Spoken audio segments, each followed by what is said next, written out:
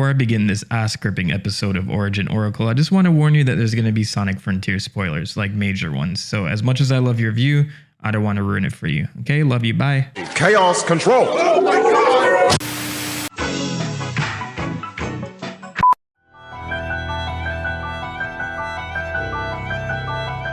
The Chaos Emeralds.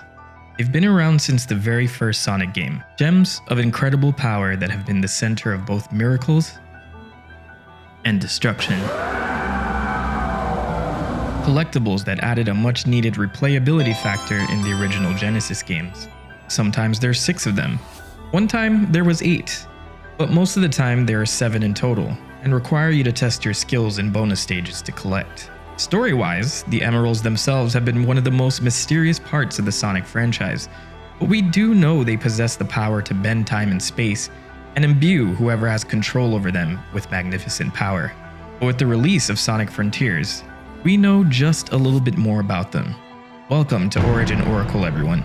A segment where I take your favorite video game characters, and mystical gems, I guess, and break down their origins. Without further ado, let's head back in time.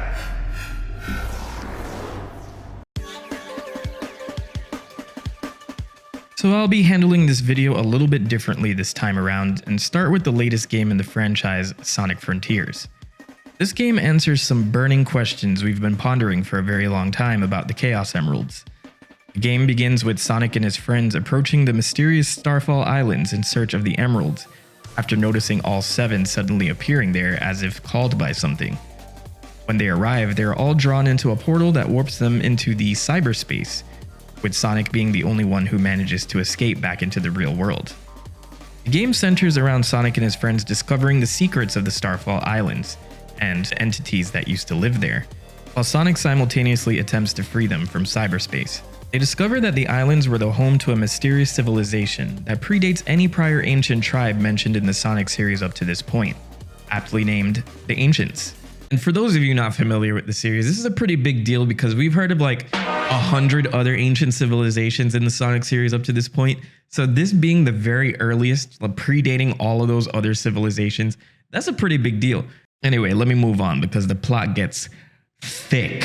Ancient structures are spread across these lonely islands, demonstrating very advanced technology for its time, with evidence of some kind of conflict that may have occurred.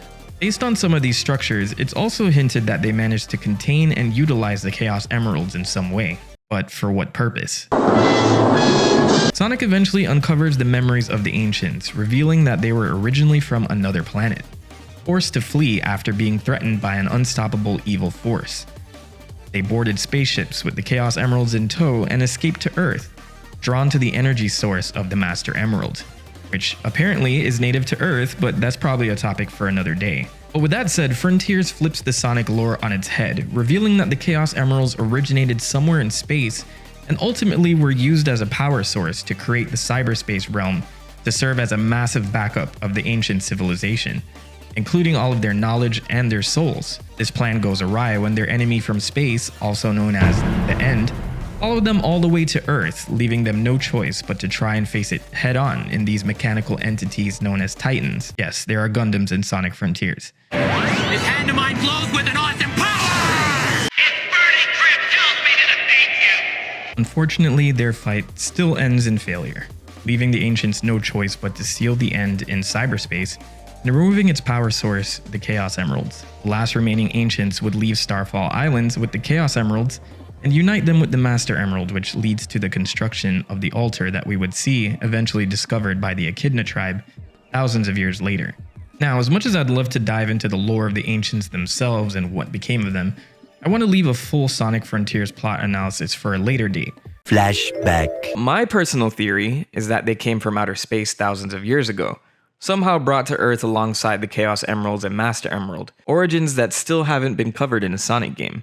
End of flashback. Just let your prophet humbly brag about this one. Your boy is always right. Focusing solely on the Chaos Emeralds, this revelation was a risky move, considering they've always been there in the background and time after time have been the center of many conflicts. With the Chaos Emeralds and Master Emerald confirmed to have different origins, why do they resonate with each other? With some of the loose ends presented in Sonic Frontiers, I'm positive that there will be more to this plotline somewhere down the line. Personally, I like the idea that their exact origins is still a mystery, even if we know they're from space. Who knows, maybe some other alien civilization brought it to the Ancients' planet thousands of years before they started using them. But with all this new information of the Chaos Emeralds in mind, how does this explanation hold up for the rest of the series? Let's take a step back and look at their first appearance in Sonic the Hedgehog, released in 1991. Initially, the Chaos Emeralds were laying dormant on South Island, the setting for the game. The Japanese manuals describe them as a super substance that gives energy to all living things. Gems of power that can be used to create weapons of mass destruction through science and other technological means. They're just out of reach for the average person since South Island is a moving island, and the Chaos Emeralds exist within distortions that the island creates. If this thing is moving all the time, you have to wonder how Sonic and his friends always get to Green Hill so often. You have to hand it to Sonic Team here though, they have been pretty consistent describing the Chaos Emeralds up to this point in time. The game has Dr. Eggman seeking this power out while Sonic ventures to stop him while collecting the emeralds before he does. And though in this game there are only 6, this is altered in Sonic the Hedgehog 2 where the number is changed to 7 emeralds, and this would serve as the official number of Chaos Emeralds in mainline titles from that point on.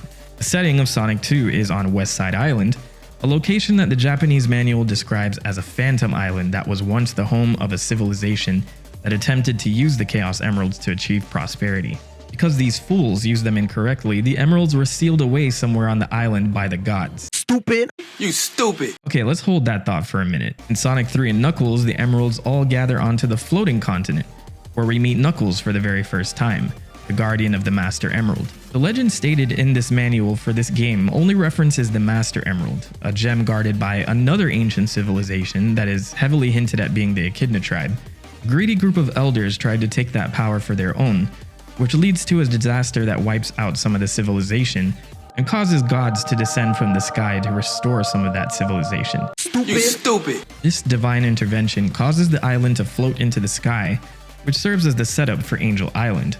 And this legend is never really referenced again in the series, but later on it's established in Sonic Adventure that the Echidnas aggressively tried to obtain the power of the emeralds by attacking the shrine that was watched over by Chaos and the Chao, which are heavily implied to have ties to the Ancients. This of course leads to an incident where Chaos uses the emeralds to completely devastate the Echidna civilization until he's sealed within the Master Emerald by Tikal, the daughter of their chief. We're unclear of what happens to the Chaos Emeralds after this moment, but we do know the surviving Echidnas swear to protect the Master Emerald from that moment on.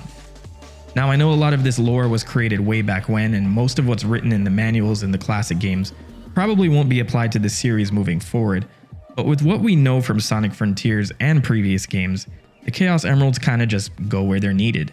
I believe Sonic Team is moving forward in a direction where they're trying to unify the lore of the series, combining elements from all parts of the franchise thus far to develop one source of truth. So how they mix in the classic games to future titles is still yet to be seen, but what was established recently in Sonic Origins is apparently the one source of canon for the classic games at this moment in time. They even acknowledge that missing emerald at the end cutscene of Sonic 1 in Sonic Origins. But with that said, let's play around with the idea of tying all these legends together. It's safe to assume that the Ancients from Sonic Frontiers came first, with them bringing the Chaos Emeralds from space and eventually uniting them with the Master Emerald on what would become Angel Island.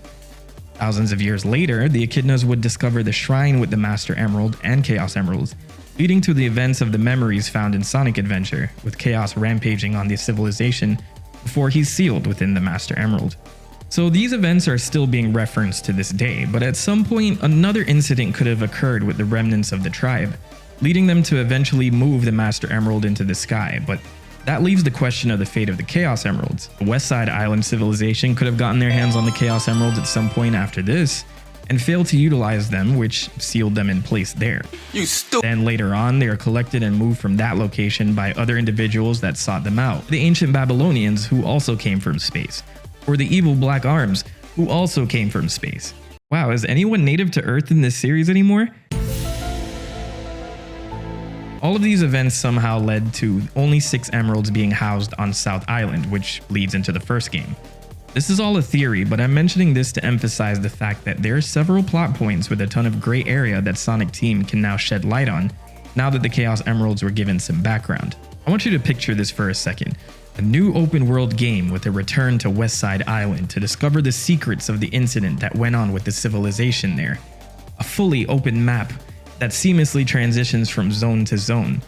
I don't know about you guys, but I'd love to see Casino Night Zone and Hilltop Zone seamlessly fused together in that Sonic Frontiers format. Anyway, this is what we know about the Chaos Emeralds up to this point within the games, but there is one question presented by Sage within Sonic Frontiers that I'm hoping is hinting at a future plot point within the series. How are you able to utilize the Chaos Emeralds? I must reassess the battle parameters. I cannot afford to have you win again.